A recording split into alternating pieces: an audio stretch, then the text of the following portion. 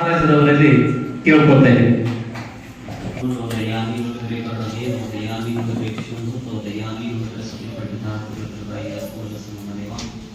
ಬಸವಾದಿ ಪ್ರಮುಖರನ್ನ ಇನ್ನ ಕರ್ತೃ ವಿಶಿದ್ದೇಶ್ವರನ ಸ್ಮರಣೆಗೆ ಇನ್ನ ಆರಾಧ್ಯ ಗುರುದೇವರಾಗಿರ್ತಕ್ಕಂಥ ಸಂತ ಸೇವಾಲಾಲ್ ಮಹಾರಾಜರನ್ನ ಮತ್ತು ಬಸವಲಿಂಗಕ್ಕೆ ರಾಮರಾವ್ ಮಹಾರಾಜರನ್ನ ಗೋಪಾಲ್ ಮಹಾರಾಜರನ್ನ ಸ್ಮರಣೆಗೆ ಈ ವೇದಿಕೆ ಮೇಲೆ ಪಾವನ ಸಾನ್ನಿಧ್ಯವನ್ನು ವಹಿಸಿರ್ತಕ್ಕಂಥ ಪರಮ ಪೂಜ್ಯರು ಕ್ರಿಯಾಸೀನರು ಶಿವಪೂಜೆ ನಿಷ್ಠರಾಗಿರ್ತಕ್ಕಂಥ ಮಾನ್ಯ ಸ್ವರೂಪಿ ಬಸವಭೂಷಣ ಮಹಾಸ್ವಾಮಿಗಳಲ್ಲಿ ಹಳದಾವರಗಳಲ್ಲಿ ಪ್ರಣಾಮ ಸಲ್ಲಿಸಿ ಈ ವೇದಿಕೆ ಮೇಲೆ ಹಿರಿಯರೇ ತಮ್ಮೆಲ್ಲರಿಗೂ ವಂದಿಸಿ, ವಿಶೇಷವಾಗಿ ಸಮಯದ ಕೂಡ ಬಹಳಷ್ಟು ಅಭಾವ ಇದೆ.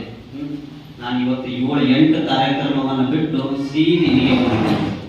ಸೂರಗೊಂಡನಕೊಪ್ಪ ಒಂದು ಕಾರ್ಯಕ್ರಮ, ಗೋವಾ ಒಂದು ಕಾರ್ಯಕ್ರಮ, ಧಾರವಾಡ ಒಂದು ಕಾರ್ಯಕ್ರಮ, ಹಾವೇರಿ ಜಿಲ್ಲೆ ಒಳಗೆ ಒಂದು ಕಾರ್ಯಕ್ರಮ, ಗದಗ ಜಿಲ್ಲೆ ಒಳಗೆ ಒಂದು ಕಾರ್ಯಕ್ರಮವನ್ನು ಬಿಟ್ಟು ಈ ಕೃತಿಯನ್ನು ಬಿಡುಗಡೆ ಮಾಡಲಿಕ್ಕೆ ಇಲ್ಲಿವರೆಗೂ ಬಂದಿದೆ. ಯಾಕೆ ಬಂದಿದ್ದೇನೆ? ಸಂತ ಸೇವಾಲಾಲ್ ಮಹಾರಾಜರ ಬಗ್ಗೆ ಬಹಳಷ್ಟು ಮಾತಾಡಿದ್ರಿ ಮತ್ತು ಮಹಾತ್ಮರು ಮತ್ತು ಮಹಾನ್ ತ್ಯಾಗಿಗಳು. ಯಾಕಂದ್ರೆ ಸಂತ ಸೇವಾಲಾಲ್ ಮಹಾರಾಜರನ್ನ ಬರೀ ಒಂದು ಸಮುದಾಯಕ್ಕೆ, ಒಂದು ಧರ್ಮಕ್ಕೆ ಅದನ್ನ ಅನ್ಸೋಕ್ಕಿಂತನೂ ಅದು ಜಾತ್ಯಾತೀತ ಮಹಾತ್ಮ ಅನ್ಸೋದು ಬಹಳಷ್ಟು ಅದನ್ನು ಕಠಿಣ ಆಗಿದೆ. ಯಾಕಂದ್ರೆ ಈಗಿನ ದಿನಮಾನದಲ್ಲಿ ತಾವೆಲ್ಲ ನೋಡ್ತಾ ಇದ್ದೀರಿ, ತಾವೆಲ್ಲ ಭಾವಿಸ್ತಾ ಇದ್ದೀರಿ, ತಾವೆಲ್ಲ ಕೇಳ್ತಾ ಇದ್ದೀರಿ. ಈ ಕೃತಿ ಬಗ್ಗೆ ನಾನು ಬಹಳಷ್ಟು ಮಾತಾಡಕ್ ಹೋಗೋದಿಲ್ಲ. ವಿನೋದ್ ಆರ್ಬಿ ಅವರು ಬಹಳ ಸ್ಟಾರ್ಟ್ ಇದೆ. ಅನೇಕ ನಮ್ಮ ಬಿಟಿ ಲತಾ ನಾಯಕರ ಪುಸ್ತಕಗಳನ್ನು ಓದಿದ್ದೀವಿ. ನಮ್ಮ ಮಠದ ಶ್ರೀ ಸಪ್ತಕರಾಗಿರೋದ್ರಿಂದ ಬಿಟಿ ಲತಾ ನಾಯಕರ ಕಡೆ ನಾನು ಬಹಳಷ್ಟು ಕುತ್ಕೊಂಡು ಚರ್ಚೆಯನ್ನ ಮಾಡಿದ್ದೀನಿ. ಆದ್ರೆ ಆ ಪುಸ್ತಕಗಳನ್ನ ಬಹಳಷ್ಟು ಗ್ರಂಥದ ರೂಪದಲ್ಲಿ ಬಿಡುಗಡೆ ಮಾಡತಕ್ಕಂತ ಅನೇಕ ಪುಸ್ತಕ ಬಿಡುಗಡೆ ಮಾಡತಕ್ಕಂತ ಕಾರ್ಯಕ್ರಮಕ್ಕೂ ಕೂಡ ನಾವು ಕೂಡ ಭಾಗಿಯಾಗಿದ್ದೇವೆ. ಹಿಂದಿನ ಒಂದು 12ನೇ ಶತಮಾನದಲ್ಲಿ ಬಸವಾದಿ ಪ್ರಮುಖರನ್ನ ನೀವು ತಗೊಳ್ರಿ, ಅವರನ್ನು ನೋಡ್ರಿ. ನೀವು ಅವ್ರ ಕಾಲದಲ್ಲಿ ಈ ಪುಸ್ತಕ ವಚನ ಸಾಹಿತ್ಯ ಒಂದು ಬಸವ ಪುರಾಣ ಮುಗಿಬೇಕಾಗ್ತದಂದ್ರೆ ಒಂದು ತಿಂಗಳ ಬೇಕಾಗ್ತಿತ್ತು. ಆ 12ನೇ ಶತಮಾನದಲ್ಲಿ 4ನೇ ಶತಮಾನ ಅಲ್ಲಿವರೆಗೆ ಕೂಡ ಮುನ್ನಡ್ಕೊಂತ ಬಂತು. ಆದ್ರೆ ಇವತ್ತು 21ನೇ ಶತಮಾನ ನಡೀತಾ ಇದೆ. 21ನೇ ಶತಮಾನ ನಡೆಯುವಾಗ ಆ ಒಂದು ತಿಂಗಳದ ಪ್ರವಚನ ಹೋಗಿ ಒಂದು 4 ದಿನಾನೋ 12 ದಿನಾನೋ 8 ದಿನಾನೋ ಅಥವಾ 1 ದಿನಾನೋ ಅಲ್ಲಿ ಮಂಗಲ ಮಾಡಾಕ್ತೀವಿ ನಾವು ಸ್ವಾಮಿಗಳಾಗಿ. ಏನ್ ಯಾಕೆ ಅದನ್ನ ಮಂಗಲ ಮಾಡಾಕ್ತೀವಿ ಅಂದ್ರ, ನೀವೊಂದು 2-3 ವರ್ಷದ ಹಿಂದ್ಗಡೆ ಅಥವಾ 4-5 ವರ್ಷದ ಹಿಂದ್ಗಡೆ ತಗೊಳ್ರಿ, ದೊಡ್ಡ ಆಟಗಳನ್ನ ನಾಟಕಗಳನ್ನ ತಾವೆಲ್ಲ ನೋಡ್ತಾ ಇದ್ರಿ. ದೊಡ್ಡ ಆಟಗಳನ್ನ ನಾಟಕಗಳನ್ನ ತಾವೆಲ್ಲ ನೋಡ್ತಾ ಇರ್ತಿದ್ರಿ. ಆ ನಾಟಕಗಳನ್ನ ತಾವೆಲ್ಲ ನೋಡುವಾಗ ಒಂದು ಹುಮ್ಮಸ್ ಇರ್ತಿತ್ತು, ಮನುಷ್ಯಗೊಂದು ನೆಮ್ಮದಿ ಇರ್ತಿತ್ತು. ಒಂದು ಹುಮ್ಮಸ್ ಇರ್ತಿತ್ತು, ಮನುಷ್ಯಗೊಂದು ನೆಮ್ಮದಿ ಇರ್ತಿತ್ತು. ಅವಾಗ ಬೆಳಬೆಳ ತನಕ ಕುಂತು ಆ ನಾಟಕಿನ ವೇದಿಕೆ ಮುಂಭಾಗದಲ್ಲಿ ಕುಂತ್ಕೊಂಡು ನಾಟಕನ ವೀಕ್ಷಣೆ ಮಾಡ್ತಿದ್ರಿ. ಮತ್ತು ಆ ನಾಟಕಿನ ಅರ್ಥ ಏನಂತೇಳಿ ಬೆಳಗಿನ ಜಾವ ತಿಳ್ಕೊಳ್ಳೋ ಹೊತ್ತನ್ನು ಕೂಡ ತಾವು ಆ ವೇದಿಕೆ ಮುಂಭಾಗದಿಂದ ಅಲ್ಲಾಡ್ತಿದ್ದಿಲ್ಲ ಮತ್ತು ಹೋಗ್ತಿದ್ದಿಲ್ಲ. ಆ ನಾಟಕ ಎಲ್ಲಿ ಬಂತು, ನಾಟಕಿನ ಅರ್ಥ ಏನು, ನಾಟಕಿನ ಅದರ ವಿವರಣೆ ಏನು ಅಂತೇಳಿ ತಿಳ್ಕೊಂಡು ತಾವೆಲ್ಲ ನಿರ್ಗಮಿಸ್ತಿದ್ರಿ. ಆ ನಾಟಕನ ಬಿಟ್ಟು ಬೆಳಬೆಳ ತನಕ 12 ತಾಸು ಮಾಡ್ತಕ್ಕಂಥ ನಾಟಕ, 8 ತಾಸು 12 ತಾಸು ಇರ್ತಕ್ಕಂಥ ನಾಟಕನ ಬಿಟ್ಟು ಎಲ್ಲಿ ಬಂದ್ರೆ 3 ತಾಸಿನ ಮೂಯಿಗೆ ಬಂದ್ಬಿಟ್ಟಿದ್ದಾರೆ. ಎಷ್ಟು ತಾಸಿನ ಮೂಯಿಗೆ? 3 ತಾಸಿನ ಮೂಯಿಗೆ ನಮ್ಮ ಹಿರಿಯರು ಬಂದಿದ್ದಾರೆ. ಈಗ ಒಂದು 70-80 ವರ್ಷದ ಹಿರಿಯರು ಇರ್ತಾರಲ್ಲ, ಅವ್ರು 3 ತಾಸಿನ ಮೂಯಿ ನೋಡ್ತಕ್ಕಂಥವ್ರಾಗಿದ್ದಾರೆ. ಆ 3 ತಾಸಿನ ಮೂಯಿ ನೋಡ್ತಕ್ಕಂಥ ಹಿರಿಯರು ಅವರು ಕಣ್ಮರೆ ಆಗಿಬಿಟ್ಟಿದ್ದಾರೆ. ಈಗ ತಾವೆಲ್ಲ ಬಂದಿದ್ದೀರಿ, ತಾವು ಮುಂಭಾಗದಲ್ಲಿ ಕುಂತವ್ರಂದ್ರ ಶಾರ್ಟ್ ಮೂಯಿಗೆ ಬಂದ್ಬಿಟ್ಟಿದ್ದೀರಿ. ತಾವೆಲ್ಲ ಎಲ್ಲಿ ಬಂದಿದ್ದೀರಿ? Short movie. ಶಾರ್ಟ್ ಮೂವಿ ಎಷ್ಟು ನಿಮಿಷ ಇರ್ತದೆ? 5-10-15 ನಿಮಿಷ ಲಾಸ್ಟ್ ಇದೆ ಶಾರ್ಟ್ ಮೂವಿ. ಅಂದ್ರೆ ಮನುಷ್ಯನ ಪರಿಸ್ಥಿತಿ ಎಲ್ಲಿ ಬಂದಿದ್ಬಿಟ್ಟಿದೆ ಅಂದ್ರೆ, ಬಂದು ಎಲ್ಲಿ ಒದಗಿದ್ದೀವಿ ನಾವು ಅಂತ ಸ್ವಲ್ಪ ವಿಮರ್ಶನೆ ಮಾಡಿ ನೋಡಿದ್ರೆ, ನಮ್ಮಲ್ಲಿರ್ತಕ್ಕಂಥ ಸಮಯಕ್ಕೂ ಕೂಡ ಬಹಳ ಒತ್ತನ್ನು ಕೊಡ್ಬೇಕಾಗ್ತದೆ ನಾವು. ಮತ್ತು ಯಾರಿಗೂ ಟೈಮ್ ಇಲ್ಲ, ಪ್ರತಿಯೊಬ್ಬರು busy busy busy busy busy. ಯಾಕಂದ್ರೆ ಈ ಮೊಬೈಲ್ ಅನ್ನೋ ಒಂದು ಯಂತ್ರ ಬಂದು ಎಲ್ಲ ಮಂತ್ರಕ್ಕೀಡಾಗಿದ್ದೇವೆ ಅಂತ ಅನಿಸ್ತಾ ಇದೆ. ಹಂಗಾಗಿ ನಮ್ಗೆ ವಿನೋದ ಆರ್ಬಿ ಅವರಿಗೆ ಧನ್ಯವಾದಗಳನ್ನು ಸಲ್ಲಿಸ್ತೀನಿ ಈ ಮೂಲಕ. ಯಾಕಂದ್ರ ಈ ಸೇವಾಲಾಲ್ ಮಹಾತ್ಮರ ಚರಿತಾಮೃತವನ್ನು ಏನು ಬರೆದಿದ್ದಾರೆ, ಅದನ್ನ ಶಾರ್ಟ್ ಮೂವಿ ರೂಪದಲ್ಲಿ ಬರೆದು ಇವತ್ತು ಪ್ರಕಟಣೆಯನ್ನು ನಾವೆಲ್ಲ ಉದ್ಘಾಟನೆ ಮಾಡ್ತಾ ಇದ್ದಿಲ್ಲ, ನಾವೆಲ್ಲ ಪುಣ್ಯವಂತ ಅಂತ ಅನಿಸ್ತಾ ಇದ್ದೀವಿ. ಇವತ್ತು ಸಮಯ ಇಲ್ಲದ ಸಮಯ, ಟೈಮ್ ಇಲ್ಲದ ಸಮಯದಲ್ಲಿ ಇದನ್ನ ಬಹಳ ಅಚ್ಚುಕಟ್ಟಾಗಿ ಬಹಳ ಒಂದು ಅರ್ಧ ತಾಸು 1 ತಾಸು ಬಹಳ ಓದಂತ ಪುಸ್ತಕದ ಪ್ರೇಮಿಗಳು ಯಾರು ಇದ್ರೆ ಒಂದು ಅರ್ಧ ತಾಸು 1 ತಾಸಿನಲ್ಲಿ ಅದನ್ನು ಓದಿ ಮುಗಿಸ್ತಾರೆ. ನಾನು ಕೂಡ ಅನೇಕ ವಿನೋದ ಆರ್ಬಿ ಅವ್ರ ಜೊತೆ ದೂರವಾಣಿ ಮುಖಾಂತರ ನಾನು ಸಂಪರ್ಕವನ್ನ ಮಾಡ್ತಾ ಇರ್ತಿದ್ದೆ, ಅವ್ರ ಜೊತೆ ಮಾತಾಡ್ತಾ ಇರ್ತೀನಿ. ನಾನು ಅನುಷ್ಠಾನಕ್ಕೆ ಹೋಗ್ತಿದ್ದ ಪೂರ್ವದಲ್ಲೇ ಅವ್ರ ಜೊತೆನೂ ಕೂಡ ಮಾತಾಡಿದ್ದೆ ನಾನು. ಯಾಕಂದ್ರೆ ಈ ಕಾರ್ಯಕ್ರಮದ ಅಭಾವದಲ್ಲಿ ಕೂಡ ನಾನು ಅನುಷ್ಠಾನ ಮಂಗಳಕ್ಕಿಂತ ಸ್ಟಾರ್ಟಿಂಗಿಗೆ ಅವ್ರನ್ನ ಭೇಟಿ ಆಗ್ಬೇಕಾಗಿತ್ತು ನಾನು, ಮತ್ತೆ ಆ ಹುಡುಗನಿಗೆ ಕರೆಸ್ಕೋಬೇಕಾಗಿತ್ತು ನಾನು. ಯಾಕಂದ್ರೆ ಅವರಲ್ಲಿ ಚರ್ಚೆ ಮಾಡುವಂಥದ್ದು ಬಹಳಷ್ಟು ಇದ್ವು ನಾನು. ಅವನು ಹೋಗ್ತಾ ಇರೋದು ಒಂದು ನಮ್ಮ ಸರ್ ಹೇಳಿದ್ರ ಈಗಾಗಲೇ, ಅವ್ರು ಹೋಗ್ತಾ ಇರೋ ದಾರಿನೇ ಬೇರೆ, ನಾಸ್ತಿಕ ದಾರಿಗೆ ಹೋಗ್ತಕ್ಕಂಥವ್ರು ಆಸ್ತಿಕ ಹೇಗಾದ್ರು ಅಂತ ಹೇಳಿ ಅದನ್ನ ಪ್ರಥಮದಲ್ಲಿ ನಾನು ಕೇಳಬೇಕಾಗಿತ್ತು. ನಾಸ್ತಿಕ ದಾರಿಗೆ ಹೋಗುವಂತವ್ರು ಆಸ್ತಿಕ ದಾರಿಗೆ ಹೇಗೆ ಹೋದ್ರು?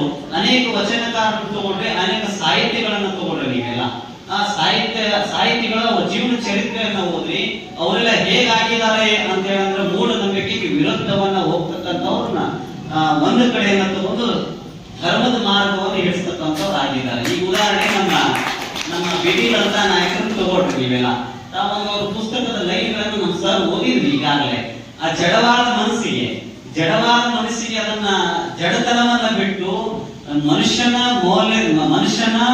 ಒಂದು ನಿಜವಾದ ಶ್ರಮ ಜೀವಗಳನ್ನ ವಹಿಸಿಕೊಂಡ್ರೆ ಅಂತ ಬಿಡಿ ಲಲಿತಾ ನಾಯಕರ ಆ ಪದ್ಯಗಳಲ್ಲಿ ಬರೆದಿರ್ತಕ್ಕಂಥವ್ರು ಆಗಿದ್ದಾರೆ.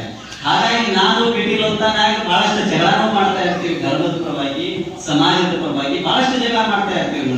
ನಮ್ಮವ್ರ ಸಂಬಂಧ ಹೇಗಿದೆ ಅಂತ ಹೇಳಿ ಕೇಳಿದಾಗ ತಾಯಿ ಮತ್ತು ಮಗುವಿನ ಸಂಬಂಧ ಜೊತೆಗೆ ನಾವು ಅದೇವರು ಬಹಳಷ್ಟು ಹಿರಿಯರು ಆಗಿರೋದ್ರಿಂದ ಈಗ ಅನೇಕ ಅವರ ಆರೋಗ್ಯ ದೃಷ್ಟಿಯಲ್ಲೂ ಕೂಡ ಬಹಳಷ್ಟು ಹೊರಗೆ ಬರ್ತಾ ಇಲ್ಲ ಬಿಡಿ ಲಲಿತಾ ನಾಯಕರು.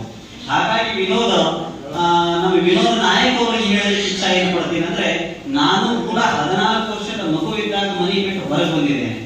7 ವರ್ಷದ ಮಗು ಇದ್ದಾಗ ಮನೆ ಬಿಟ್ಟು ಬಂದು ಇವತ್ತು ಹಿಮಾಲಯವನ್ನ ಪ್ರವೇಶ ಮಾಡಿ ಮಹಾವತಾರ ಬಾಬಾ ಅವರ ಬಗ್ಗೆ ಅಧ್ಯಯನವನ್ನ ಮಾಡಿ ಅನೇಕ ಪುಸ್ತಕಗಳನ್ನ ಆಗಲೇ ಅಜೋರಿನ ನಮ್ಮ ಮಾತನ್ನು ಹೇಳಿದೆ, ಮಹಾತ್ಮರ ಚರಿತಾಮೃತ ಅಂತ ಹೇಳಿ ನಮ್ಮ ಹುಡುಗಿಮಠದ ಸ್ವಾಮಿಗಳು ಬರೀತಾರೆ. ಎಲ್ಲಿ ಅವರು ಅಗಣಿ ಭಾಗದವರಾಗಿರ್ತಾರೆ. ಅದನ್ನ ನಾನು ಸುದೀಪ್ ಅವರು ನನ್ನ ಶಿಷ್ಯರಾಗಿದ್ದಾರೆ.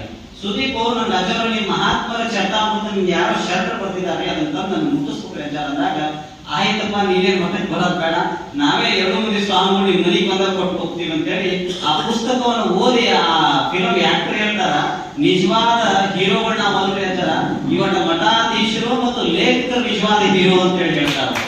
ಯಾಕೆ ಈ ಮಾತನ್ನು ಹೇಳ್ತೀನಿ ಅಂದ್ರೆ, ಈ ಸಂದರ್ಭದಲ್ಲಿ ಈ ಕೃತಿಯನ್ನ ಬಿಡುಗಡೆ ಮಾಡತಕ್ಕಂಥ ನಾವು ಇವತ್ತು ಮಹಾಮಠದಲ್ಲಿ ಇವತ್ತು ಮಹಾಭೋಗ ಕಾರ್ಯಕ್ರಮ ನಡೀತಾ ಇತ್ತು. ಆ ಭೋಗ ಕಾರ್ಯಕ್ರಮಕ್ಕೆ ಅನೇಕ ಲಕ್ಷಾನುಗಟ್ಟಲೆ ಜನ ಬಂದು ವೀಕ್ಷಿಸ್ತಾ ಇರ್ತಾರೆ. ನಾ ಯಾಕೆ ಈ ಮಾತನ್ನು ಹೇಳಲಿಕ್ಕೆ ಇಚ್ಛಾ ಪಡ್ತೀನಿ ಅಂದ್ರೆ, ಸಂತ ಸೇವಾಲಾಲ ಮಹಾರಾಜರ ಕಾಲದಲ್ಲಿ ಹೋಮವನ್ನ ಪ್ರಾರಂಭ ಮಾಡಿದವರು. ಯಾಕೆ ಹೋಮವನ್ನ ಪ್ರಾರಂಭ ಮಾಡಿದ್ರಂದ್ರೆ, ನಮ್ಮ ಲಂಬಾಣಿ ಸಮಾಜ, ಬಂಜಾರ ಸಮಾಜ ನಾವು ಸುಗ್ರಿಯ ವಂಶಸ್ಥರು ಅಂತೇಳಿ, ಅಂದ್ರೆ ವಾಲಿ ಮತ್ತು ಸುಗ್ರಿಯ ವಂಶಸ್ಥ ಆಗಿರೋದು ನಾವು ಅಗ್ನಿ ಆರಾಧಕರು ಅಂತೇಳಿ ಬಂದಾಗ ಇವರು ಒಲಿಗೆ ಧಬಕಾರ್ ಅಂತೇಳಿ ಕೊಡ್ತಿದ್ರು. ನೀವೆಲ್ಲ ದೀಪಾವಳಿ ಸಮಯದಲ್ಲಿ ಧಬಕಾರ್ ಅಂತೇಳಿ ಕೊಡ್ತಾ ಇರ್ತಿದ್ರಿ. ಹಾಗಾಗಿ ಅಗ್ನಿ ಆರಾಧಕ ಆಗಿರೋದ್ರಿಂದ ಅಗ್ನಿಗೆ ತುಪ್ಪ ಮತ್ತು ಸ್ವೀಟ್ ಅನ್ನ ಕೊಟ್ಟು ಅವರು ಅಗ್ನಿ ದೇವಿಯನ್ನ ಪ್ರಾರ್ಥನೆಯನ್ನು ಸಲ್ಲಿಸ್ತಾ ಇರ್ತಿದ್ರು. ಪ್ರಾರ್ಥನೆ ಹೇಗಿರ್ತಿತ್ತು ಸಂತ ಸೇವಾಲಾಲ್ ಮಹಾರಾಜರು ಅಂತ ಹೇಳಿ ಸ್ವಲ್ಪ ಅರ್ಥ ಮಾಡಿ ನೋಡಿದಾಗ, ಪೂರ್ತಿ ಸಾವಿದಾಯಸ್ ಕಿಡಿ ಮುಗಿ ಸಾವಿದಾಯಸ್ ಅಂದ್ರ ಬಂಜಾರ ಸಮಾಜದ ಏಕೈಕ ಸಂತರಾಗಿರ್ತಕ್ಕಂಥ ಸಂತ ಸೇವಾಲಾಲ್ ಮಹಾರಾಜರು ಬರೀ ಬಂಜಾರ ಸಮಾಜಕ್ಕಷ್ಟೇ ಒಳ್ಳೆಯದಾಗಲಿಲ್ಲ ಅಂತ ಹೇಳಿ ಬಯಸಲಿಲ್ಲ, ಇಡೀ 80 ಕೋಟಿ ಜೀವರಾಶಿಗೂ ಕೂಡ ಸಕಲ ಸಂಪತ್ತನ್ನು ಕೊಡ್ಲಿ ದೇವರು. ಮತ್ತು ಪೂರ್ತಿ ಸಾವಿದಾಯಸ್ ಅಂತ ಹೇಳಿ ಏನು ಅವ್ರು ಉಲ್ಲೇಖವನ್ನ ಮಾಡಿದ್ರು. ಬೋರ್ ಅಂದ್ರ ಇತರೆ ಜನಾಂಗ, ಗೋರ್ ಅಂದ್ರ ಬಂಜಾರ ಸಮಾಜ. ಫಸ್ಟ್ ಗೋರ್ ಅಂತೇಳಿ ಅವರಿಗೆ ಒಳ್ಳೇದು ಮಾಡಪ್ಪ ಅಂತಂದ್ರೆ, ಆ ನಂತರ ಬಂಜಾರ ಸಮಾಜ ಒಳ್ಳೇದು ಮಾಡಂತೇಳಿ ಅವ್ರ ವಚನದ ಮುಖಾಂತರ, ಅವರ ಆಶೀರ್ವಚನದ ಮುಖಾಂತರ ಇಡೀ ಸಮಾಜಕ್ಕೆ ಒಂದು ಗೌರವ ರೂಪದ ಮೇಲೆ ಆ ನೀತಿ ಅನ್ನೋ ಒಂದು ಧಾರ್ಮಿಕ ಪರಂಪರೆಗೆ ಇಲ್ಲಿವರೆಗೂ ಕೂಡ ತಾವೆಲ್ಲ ಮುಂದುವರಿಸಿಕೊಂಡು ಬಂದಿದ್ದೀವಿ. ತಾವೆಲ್ಲ ತಾಂಡದ ನಾಯಕ ಕಾರವಾರಿ. ಮತ್ತೊಂದು ಮಾತನ್ನ ಹೇಳ್ತಾರೆ, ದೊಡ್ಡ ಕಾರ್ಯಕ್ರಮದಲ್ಲಿ ಅನೇಕ ಎಲ್ಲರ ಹೆಸರನ್ನ ಅವರು ಕೈಗೊಳ್ಳೋದಿಲ್ಲ. ಎಲ್ಲರ ಹೆಸರನ್ನ ನಾವು ಇಲ್ಲಿ ಮೈಕಿನ ಮುಖಾಂತರ ಆಗಲಿ ನಾವು ಅವ್ರನ್ನ ಸ್ಮರಿಸೋದಾಗೋದಿಲ್ಲ. ಹಾಗಾಗಿ ಸಂತ ಸೇವಾಲಾಲ್ ಮಹಾರಾಜರ ಅವರು ವಚನದ ಮುಖಾಂತರ ಹೇಳ್ತಾರೆ, ಪಚಾರೆ 1 लाख ನ ಪಚಾರೆ 1.25 लाख ಅಂತಾರೆ. ಏನಂತಾರೆ ಅವರು? ಪಚಾರೆ 1 लाख ನ ಪಚಾರೆ 1.25 लाख. ಹಾಗಾಗಿ ಅದರ ಅರ್ಥ ಏನಂತ ಕೇಳಿದಾಗ, ಪಚಾರೆ 1 लाख ಅಂದ್ರೆ ನಾವು ಯಾರನ್ನ ಸ್ಮರಣೆ ಮಾಡ್ತೀವಿ ಅವ್ರಿಗೆ 1 ಲಕ್ಷ ನಮಸ್ಕಾರ ಆದ್ರೆ, ಯಾರನ್ನ ಸ್ಮರಣೆ ಮಾಡೋದಿಲ್ಲ ಅವ್ರಿಗೆ 1.25 लाख ಅಂತ, ಅಂದ್ರೆ 2.5 ಲಕ್ಷ ನಮಸ್ಕಾರಗಳನ್ನು ತಿಳಿಸ್ತಾ ಇದ್ದಾರೆ. ಹಾಗಾಗಿ ಸಂತ ಸೇವಾಲಾಲ್ ಮಹಾರಾಜರ ಬಗ್ಗೆ ಇವತ್ತು ಹಗಲೆಲ್ಲ ಅದು ಮುಗಿಯೋದಿಲ್ಲ ಅದ್ರ ಕತೆ. ಸಂತ ಸೇವಾಲಾಲ್ ಮಹಾರಾಜರ ಬಗ್ಗೆ ಮಾತಾಡ್ಕೊಂತ ಹೊಂಟ್ರ ಅದು ಮುಗಿಯೋದಿಲ್ಲ. ಅಂದ್ರೆ ಸಂತ ಸೇವಾಲಾಲ್ ಮಹಾರಾಜ ಬರೀ ಮಹಾರಾಜರಾಗಿ ಉಳಿಲಿಲ್ಲ, ಅವರು ಒಂದು ತಾಂಡದ ನಾಯಕ ಆಗಿ, ಒಂದು ತಾಂಡದ ಡಾವ್ ಆಗಿ ಮತ್ತು ಅನೇಕ ದುಶ್ಚಟಗಳನ್ನ ನಿರ್ಮೂಲನೆ ಮಾಡ್ತಕ್ಕಂತ ಕೆಲಸಗಳನ್ನ ಸಂತ ಸೇವಾಲಾಲ್ ಮಹಾರಾಜರು ಮಾಡಿದ್ರು. ಮತ್ತು ಸಂತ ಸೇವಾಲಾಲ್ ಮಹಾರಾಜರು ಬಂದ ದಾರಿ ಹೇಗಿತ್ತು ಅಂತ ಹೇಳಿ ಕೇಳಿದಾಗ ಅಹಿಂಸಾ ಇರ್ತಿತ್ತು ಸಂತ ಸೇವಾಲಾಲ್ ಮಹಾರಾಜರ ದಾರಿ. ಅವ್ರು ಯಾವತ್ತೂ ಕೂಡ ಹಿಂಸೆವಾದಿಗಳು ಆಗಲಿಲ್ಲ. ಕುರಿ ಬಲಿ ಮಾಡಿದೆ, ಬಲಿಗಳನ್ನು ಕೊಟ್ಟೆ, ಯಾವತ್ತೂ ಕೂಡ ವಿರೋಧವಾಗಿ ಬಂದಿರ್ತಕ್ಕಂಥವ್ರು ಸಂತ ಸೇವಾಲಾಲ್ ಮಹಾರಾಜರು. ಸಂತ ಸೇವಾಲಾಲ್ ಮಹಾರಾಜರು ಅಹಿಂಸಾವಾದಿಗಳಾಗಿದ್ರು. ಅವರು ಕೂಡ ಅವರ ವೇಷಭೂಷಣಗಳನ್ನ ನೋಡಿದ್ರ ಯಾರಿಗೂ ಕೂಡ ತೊಂದರೆಯನ್ನ ಮಾಡಬಾರದಂತೆ ಶ್ವೇತ ವಸ್ತ್ರಧಾರಿಗಳಾಗಿದ್ರು ಸಂತ ಸೇವಾಲಾಲ್ ಮಹಾರಾಜರು. ಹಾಗಾಗಿ ಸಂತ ಸೇವಾಲಾಲ್ ಮಹಾರಾಜರ ಬಗ್ಗೆ ನಾವು ಎಷ್ಟು ಹೇಳಿದ್ರು ಕೂಡ ಈ 15 ಇವತ್ತು ತಾರೀಕು ಮುಂದಿನ 15ರ ಮಟ್ಟ ಸಂತ ಸೇವಾಲಾಲ್ ಮಹಾರಾಜರ ಬಗ್ಗೆ ವಿವರಣೆಯನ್ನ ಮಾಡ್ಕೊಂತ ಬಂದ್ರು ಕೂಡ ಮುಗಿಯೋದಿಲ್ಲ ಸಂತ ಸೇವಾಲಾಲ್ ಮಹಾರಾಜರ ಬಗ್ಗೆ. ಹಾಗಾಗಿ ಈ ಕೃತಿಯನ್ನ ಇನ್ನು ಹೆಚ್ಚೆಚ್ಚಾಗಿ ತಗೊಳ್ತಕ್ಕಂಥವ್ರಾಗ್ಲಿ, ನಾವು ಕೂಡ ಇದನ್ನ ಶ್ರೀಮಠಕ್ಕೆ ತಗೊಂಡೋಗಿ ನಮ್ಮ ಮೂಲ ಮಠಕ್ಕೂ ಕೂಡ ಕೊಟ್ಟು ಇದನ್ನ ಹೆಚ್ಚು ಭಕ್ತರಿಗೆ ಪರಿಚಯ ಮಾಡ್ತಕ್ಕಂಥ ಕೆಲಸಗಳನ್ನ ನಾವು ಸಮಾಜದ ಸ್ವಾಮಿಗಳಾಗಿ ಕೂಡ ಮಾಡ್ತೇವೆ ಅಂತೇಳಿ ವಿಷಯವನ್ನು ವ್ಯಕ್ತಪಡಿಸಿ ನಮ್ಮ ವಿನೋದ ಆರ್ವಿ ಅವರಿಗೆ ಇನ್ನು ಸಂತ ಸೇವಾಲಾಲ್ ಮಹಾರಾಜರು, ಮಹಾತ್ಮ ಬಸವಣ್ಣವರು ಕೂಡ ಅವರಿಗೆ ಇನ್ನೂ ಹೆಚ್ಚು ಕೃತಿಗಳನ್ನ ಮತ್ತು ಮಹಾತ್ಮರ ಚರಿತಾಮೃತಗಳನ್ನ ಮತ್ತು ಅನೇಕ ನಾಟಕಗಳನ್ನ ಮತ್ತು ದೊಡ್ಡ ಸಾಹಿತಿಗಳಾಗಿ ಕರ್ನಾಟಕ ರಾಜ್ಯಕ್ಕೆ ಅವರ ಕೊಡುಗೆ ಇನ್ನೂ ಹೆಚ್ಚು ಬೆಳಿಗಂತೇಳಿ ಈ ಮೂಲಕ ಆಶೀರ್ವಾದವನ್ನು ಪಡಿಸಿ, ಮತ್ತು ಅನೇಕ ತಂದೆಯವರು ಕೂಡ ಶಿಕ್ಷಕರಾಗಿದ್ದಾರೆ. ಅದು ಬಹಳಷ್ಟು ಸಂತೋಷವಾಗ್ತದೆ. ಯಾಕಂದ್ರೆ ಈಗಲ ಕಾಲಮಾನದಲ್ಲಿ 21ನೇ ಶತಮಾನದಲ್ಲಿ ತಾವೆಲ್ಲ ಮಕ್ಕಳು ನೋಡ್ರಿ, ನೀವೆಲ್ಲ ಮಕ್ಕಳು ಎದಕ್ಕೆ ಮಾಡ್ತಾ ಇದಾರೆ ತಾವೆಲ್ಲ ಸ್ಮಾರಕ ಕಟ್ಟಿಸ್ರಿ ಅಂತ ಹೇಳಿ ಅಂದಾಗ ಮಾರಕ ಮಕ್ಕಳು ಹೋಗ್ತಾ ಇದ್ದಾರೆ ಈ 21ನೇ ಶತಮಾನದಲ್ಲಿ. ಏನಾಗ್ತಿತ್ತು, ಅನೇಕ ಹಿಂದಿನ ಮಹಾತ್ಮರನ್ನ ತಗೊಳ್ರಿ, ಅವರ ಸ್ಮಾರಕಗಳನ್ನ ನಾವೆಲ್ಲ ನೋಡ್ತಾ ಇರ್ತೀವಿ, ಸಿಟಿಯಲ್ಲಿ ನೋಡ್ತಾ ಇರ್ತೀವಿ ಅಥವಾ ರಾಜಧಾನಿಯಲ್ಲಿ ನೋಡ್ತಾ ಇರ್ತೀವಿ, ಅಲ್ಲೆಲ್ಲ ಸ್ಮಾರಕಗಳನ್ನು ನೋಡ್ತಾ ಇರ್ತೀವಿ. ಆದ್ರೆ ನಮ್ಮ ಹೊಟ್ಟೆಯಲ್ಲಿ ಹೆತ್ತ ಮಕ್ಕಳನ್ನ ನಾವು ಜನನವನ್ನ ಮತ್ತು ಅವರಿಗೆ ಜನ್ಮ ಕೊಡ್ತಾ ಇರ್ತೀವಿ ಅಂದ್ರೆ ಮಾರಕ ಮಕ್ಕಳನ್ನ ಜನ್ಮ ಕೊಡುವಂತ ಸ್ಥಿತಿಗೆ ನಾವು ಬಂದು ಒದಗಿದ್ದೇವೆ. ಯಾಕೆ ಈ ಮಾತನ್ನು ಹೇಳಿಕ್ಕೆ ಇಚ್ಛಾ ಪಡ್ತೀನಿ ಅಂದ್ರೆ, ಅನೇಕ ಗ್ರಾಮಗಳಲ್ಲಿ, ಅನೇಕ ಹಳ್ಳಿಗಳಲ್ಲಿ, ಅನೇಕ ತಾಂಡಗಳಲ್ಲಿ ಒಂದು ತಾಯಿ ಇದ್ದಂತೆ, ಮಗು ಬಹಳ ಸುಂದರವಾಗಿ ಬೆಳೆದಿದ್ದಂತೆ. ಅವ್ರ ಮನೆಯಲ್ಲಿ ಎಲ್ಲ ಸಂತ ಸೇವಾಲಾಲ್ ಮಹಾರಾಜರ ಜಯಂತಿಗೆ ಹೋಳಿಗೆ ಊಟವನ್ನು ಮಾಡ್ತಾ ಇರ್ತಿದ್ದಂತೆ. ಆ ಬಹಳಷ್ಟು ಬಡತನದಲ್ಲಿದ್ದಾಗ ಆ ಮಗುವಿನಲ್ಲಿ ಅವ್ರ ಮನೆಯಲ್ಲಿ ಹೋಳಿಗೆ ಮಾಡ್ತಕ್ಕಂಥ ಸ್ಥಿತಿ ಮತ್ತು ಅವ್ರ ಆ ಶಕ್ತಿ ಇದ್ದಿದ್ದಿಲ್ಲಂತ ತಾಯಿಗೆ. ಯಾಕಂದ್ರೆ ಎಲ್ಲರ ಮನೆಯಲ್ಲಿ ಹೋಳಿಗೆ ಮಾಡ್ತಾ ಇರ್ತಾರ, ನಮ್ಮ ಮನೆಯಲ್ಲಿ ಯಾಕೆ ಹೋಳಿಗೆ ಮಾಡ್ತಾ ಇಲ್ಲ ನೀವು ಅಂತ ಕೇಳಿದ್ರಂತ. ಇಲ್ಲಪ್ಪ, ಅವರೆಲ್ಲ ಶ್ರೀಮಂತರದಾರ, ನಾವು ಬಹಳಷ್ಟು ಬಡವರಿದ್ದೀವಿ, ಹಾಗಾಗಿ ನಮ್ಮಲ್ಲಿ ಬೆಲ್ಲ ತರ್ತಕ್ಕಂಥ ಖರ್ಚು ಕೂಡ ಹಣವನ್ನು ಕೂಡ ನಮ್ಮಲ್ಲಿ ಇಲ್ಲ, ಹಾಗಾಗಿ ನಮ್ಮಲ್ಲಿ ಹೋಳಿಗೆ ಮಾಡಿಲ್ಲ ಅಂತ ಹೇಳಿ ತಾಯಿಯನ್ನ ಈ ಮೂಲಕ ಮಗುವಿಗೆ ತಿಳಿಪಡಿಸಿದಂತೆ. ಆ ಮಗು ಅದೇ ಮಾತನ್ನ ಬಹಳಷ್ಟು ಗಂಭೀರವಾಗಿ ಚರ್ಚೆನ ಮಾಡ್ಕೊಂಡು ತಲೆಯಲ್ಲಿ ಇಟ್ಕೊಂಡು, ಆ ಮಗು ಬಾಜು ಇತ್ತ, ಅವ್ರ ಮನೆಯಲ್ಲೇ ಮನೆ ಬಾಜುನೇ ಒಂದು ಅಂಗಡಿ ಇತ್ತಂತೆ. ಆ ಅಂಗಡಿಯಲ್ಲಿ ಬೆಲ್ಲವನ್ನ ಕಳು ಮಾಡ್ಕೊಂಬಂದಂತ ಆ ಮಗು. ಏನ್ ಕಳು ಮಾಡ್ಕೊಂಡ? ಬೆಲ್ಲವನ್ನ ಕಳು ಮಾಡ್ಕೊಂಬಂದಂತೆ. ಬೆಲ್ಲವನ್ನ ಕಳು ಮಾಡ್ಕೊಂಡು, ಯವ್ವ ನೀನು ಬೆಲ್ಲ ತರ್ಲಿಕ್ಕೆ ದುಡ್ಡಿಲ್ಲ ಅಂದಿ, ನಿನ್ ಬೆಲ್ಲ ತಂದು ಕೊಟ್ಟಿದ್ದೀನಿ, ನೀ ಹೋಳಿಗೆ ಮಾಡ ಅಂತ ಹೇಳಂದ. ತಾಯಿ ಬಹಳ ಸಂತೋಷ ಪಟ್ಲಂತೆ. ನನ್ನ ಮನೆಯಲ್ಲಿ ಬೆಲ್ಲ ಇದ್ದಿರ್ತಮ್ಮ, ನೀ ಬೆಲ್ಲ ತಂದು ಕೊಟ್ಟಿ, ಹಾಗಾಗಿ ಇದನ್ನು ನಾನು ಹೋಳಿಗೆ ಮಾಡ್ತೇನೆ ಅಂತ ಬೆಲ್ಲವನ್ನ ತಗೊಂಡು ಹೋಳಿಗೆ ಮಾಡಿ ಎಲ್ಲರ ಮನೆಯೆಲ್ಲ ಉಂಡ್ರಂತೆ. ಉಂಡ ಮರದಿನ ಆ ಮಗುವಿಗೆ ಮತ್ತೆ ಪರಿಣಾಮ ಬೀರ್ತಂತೆ. ಎಲ್ಲರ ಮನೆ ಹೆಣ್ಮಕ್ಳು ಬಂಗಾರವನ್ನ ಹಾಕೊಂಡು ಹೋಗ್ತಾ ಇದ್ದಾರೆ, ನಮ್ಮ ತಾಯಿ ಕೊಡಕ್ ಬಂಗಾರನ ಇಲ್ಲಲ್ಲ ಅಂತೇಳಿ. ಆ ಮಗು ಮರದಿನ ಮತ್ತೇನು ಪ್ರಾರಂಭ ಮಾಡ್ತಂತಂದ್ರೆ ಬಂಗಾರಗಳು ಮಾಡ್ತಕ್ಕಂಥ ಕೆಲಸವನ್ನ ಮಾಡ್ತಂತೆ. ಒಂದು ದಿನ ಕರ್ನಾಟಕ ರಾಜ್ಯಕ್ಕೆ ದೊಡ್ಡ ಕಳ್ಳನ ಅನ್ನಂತ ಹುಡುಗ ಏನಾದಂದ್ರೆ, ಸಮಯ ಇಲ್ಲ ಇದೆ, ಬಹಳ ಶಾರ್ಟ್ ಕಟ್ ಹೇಳ್ತಾ ಇದ್ದೀನಿ ನಾನು. ಕರ್ನಾಟಕ ರಾಜ್ಯಕ್ಕೆ ದೊಡ್ಡ ಕಳ್ಳ ಅನ್ನಂತೆ. ದೊಡ್ಡ ಕಳ್ಳ ಆದಾಗ ಆ ಮಗು ಕರ್ನಾಟಕ ರಾಜ್ಯದ ಮುಖ್ಯಮಂತ್ರಿಗಳು ಘೋಷಣೆಯನ್ನ ಮಾಡಿದ್ರಂತೆ. ಯಾರು ಎಲ್ಲಿ ಹೋದ್ರು ವೀರಪ್ಪ ಇದ್ದಂಗಿದ್ದಂತ ಆ ಮನುಷ್ಯ. ವೀರಪ್ಪನ ಬಗ್ಗೆ ಕೇಳಿದ್ರಲ್ಲ, ತಾವೆಲ್ಲ ಓದಿದ್ರಿ ಪುಸ್ತಕದ ಮುಖಾಂತರ. ಹಾಗಾಗಿ ಅವನು ವೀರಪ್ಪ ಆದಂತೆ ಈ ಮಗುವಿನಿಗೆ ಯಾರು ಹಿಡಿದು ಕೊಡ್ತಾರೆ, ಅದು ರಾಜ್ಯ ಸರ್ಕಾರದಿಂದ ಇಷ್ಟು ನಗದು ಬಹುಮಾನವನ್ನು ಕೊಡ್ತೀವಿ, ಆ ಮಗುವಿಗೆ ಹಿಡಿದು ಕೊಡ್ಬೇಕು ಅಂತ ಹೇಳಿದಾಗ ಅವನು 25-30 ವರ್ಷದ ಒಂದು ಮಗು ಆಗಿತ್ತಂತೆ. ತಗೊಂಬಂದು ಆ ಮಗುವಿಗೆ 1 ಲಕ್ಷ 2 ಲಕ್ಷ ಬಹುಮಾನ ಘೋಷಣೆ ಮಾಡಿಬಿಟ್ರು. ಆಶಯಕ್ಕೆ ಅವನು ಹಿಡಿದು ಕೊಟ್ಟುಬಿಟ್ರಂತೆ, ಸರ್ಕಾರದ ಶಿಫಾರಸು ಕೊಟ್ಟರಂತೆ. ಮತ್ತು ಆ ಪೊಲೀಸ್ ಸಿಬ್ಬಂದಿ ಕೋರ್ಟ್ ಹೋಗಿ ಜಡ್ಜ್ ಮುಂದೆ ನಿಲ್ಲಿಸಿದ್ರಂತೆ ಆ ಮಗುವಿನ. ಜಡ್ಜ್ ನಮ್ಮ ನ್ಯಾಯಾಧೀಶರ ಮುಂದೆ ನಿಲ್ಲಿಸಿದಾಗ ಆ ನ್ಯಾಯಾಧೀಶರು ಅವ್ರನ್ನ ಕೋರ್ಟಿಗೆ ತಗೊಂಡು ಹೋಗ್ರಿ ಅಂತ ಹೇಳಿ ಹೇಳ್ಬೇಕು, ಅಥವಾ ಜೈಲಿಗೆ ತಗೊಂಡು ಹೋಗ್ರಿ ಅಂತ ಹೇಳ್ಬೇಕು. ಬೇಡಪ್ಪ, ಇವ್ನು ಬಹಳ ದೊಡ್ಡ ಕಳ್ಳದಾನ, ಇವ್ರು ಮರಣ ದಂಡನೆ ಏರಿಸ್ರಿ ಅಂತ ಹೇಳಿ ಅಂದಂತ. ಅಲ್ಲೇ ಜಜ್ಮೆಂಟ್ ಅನ್ನ ಮಾಡಿದ್ನಂತ ನ್ಯಾಯಾಧೀಶ. ಹಾಗಾಗಿ ಆ ನ್ಯಾಯಾಧೀಶ ಜಜ್ಮೆಂಟ್ ಅನ್ನು ಮಾಡಿದಾಗ ಆ ನ್ಯಾಯಾಧೀಶ ಅವನಿಂದ ತಗೊಂಡು ಹೋಗಿದ್ರೆ ನೇಣಿನ ಕುಣಿಕೆಗೆ ಇನ್ನೇನು ಒಂದು ನಿಮಿಷದಲ್ಲಿ ಏರಿಸಬೇಕಂತ ಸಮಯದಲ್ಲಿ ಆ ನೇಣ ಕಂಬಕ್ಕೆ ಇರ್ತಕ್ಕಂಥ ಆರೋಪಿ ಕೇಳ್ತಾನಂತೆ, ನಿನ್ ಕೊನೆ ಆಸೆ ಏನಪ್ಪಾ ಅಂತ ಹೇಳಿ ಕೇಳ್ತಾನಂತೆ. ಏನಂತ, ನಿನ್ ಕೊನೆ ಆಸೆ ಏನು? ಅವಾಗ ಮಗು ಹೇಳ್ತಂತೆ, ನನ್ನ ಕೊನೆ ಆಸೆ ನನಗೆ ತಿನ್ನೋದಿಲ್ಲ, ಬಂಗಾರ ಹಾಕೋದಿಲ್ಲ, ಜಗತ್ತನ್ನು ಉದ್ಧಾರ ಮಾಡ್ತಕ್ಕಂಥ ನೋಡ್ತಕ್ಕಂಥ ಆಸೆ ನನಗಿಲ್ಲ. ಆದ್ರೆ ನನ್ನ ಕೊನೆ ಆಸೆ ಏನಂದ್ರೆ, ನಾನು ಇವತ್ತು ಈ ನೇಣಿನ ಕುಣಿಲಿಕ್ಕೆ ಬಂದು ನಿಂತಿದ್ದೀನಿ, ಇದಕ್ಕೆ ಪ್ರೋತ್ಸಾಹ ಮತ್ತು ಅದಕ್ಕೆ ಬೆಂಬಲವಾಗಿ ನನ್ನ ಬೆನ್ನ ತಟ್ಟಿ ಇವತ್ತು ಕಳು ಮಾಡಿದ್ರು ಈ ರಾಜ್ಯ ದೊಡ್ಡ ಕಳ್ಳನ ಮಾಡತಕ್ಕಂಥ ಶಕ್ತಿ ಮತ್ತು ಅವತ್ತು ನನ್ನ ತಾಯಿ ಏನಾದ್ರೂ ಬುದ್ಧಿ ಮಾತನ್ನ ಹೇಳಿ ನನಗೆ ತಿದ್ದಂತ ಶಕ್ತಿ ಮಾಡಲಿಲ್ಲ ಅಂದ್ರೆ ಇವತ್ತು ನಾನು ಈ ರಾಜ್ಯ ದೊಡ್ಡ ಕಳ್ಳ ಆಗ್ತಿದ್ದಿಲ್ಲ. ಹಾಗಾಗಿ ಫಸ್ಟ್ ನೇಣಿನ ಕುಣಿಕೆಯನ್ನು ನನ್ನ ತಾಯಿಗೆ ಹಾಕ್ರಿ, ಯಾರ ನಂತರ ನನಗೆ ಹಾಕ್ರಿ ಅಂತೇಳಿ ಆ ಮಗು ಉತ್ತರಿಸಿದಂತೆ.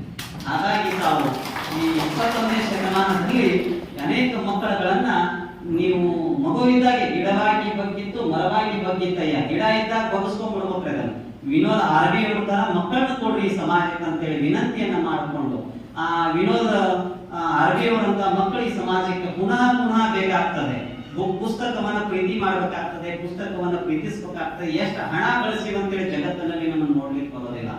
ಎಷ್ಟು ನಾವು ಸಂಸ್ಕಾರವಂತ ಆಗಿದ್ದೇವೆ ಅಂತೇಳಿ ಜನ ಅದನ್ನ ನೋಡ್ಲಿಕ್ಕೆ ಬರ್ತಾರ. ಈ ಸುಖ, ಬಂಗಾರದ ಸುಖ ಮೇಲೆ ಕೊಡಬಹುದು, ಜ್ಞಾನದ ಸುಖ ಒಳಗೆ ಕೊಡ್ತಾರೆ.